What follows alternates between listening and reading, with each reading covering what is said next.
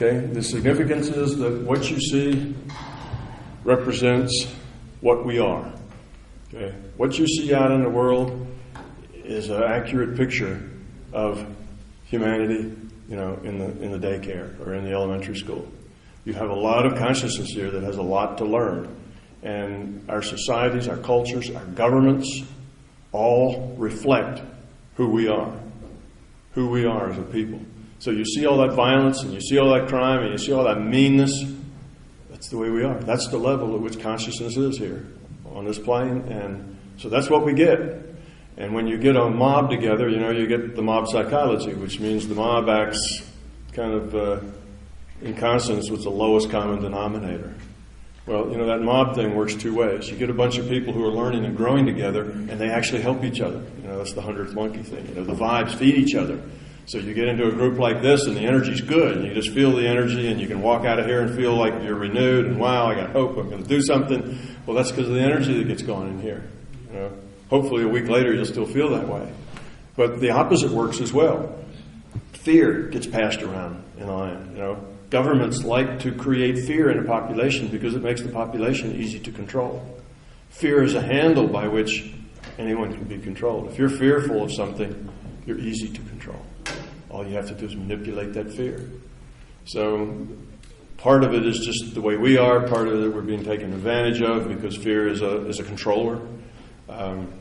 But we couldn't be taken advantage of if we were fearless. We couldn't be taken advantage of if we were grown, if we were loving and all those things. So it reflects us. So why is it so bad? Because that's the way we are. Humanity. That's the level we're at.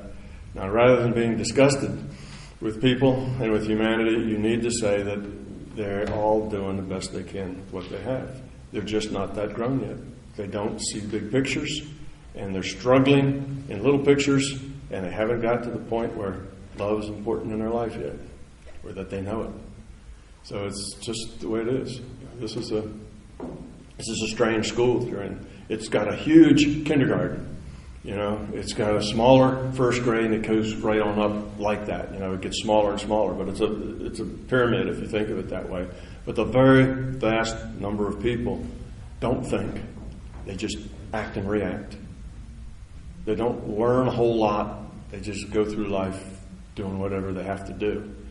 It's the minority that sit down and think about, well, why am I doing this? What does it all mean? What's important? What's not? Why is this right and why is that wrong?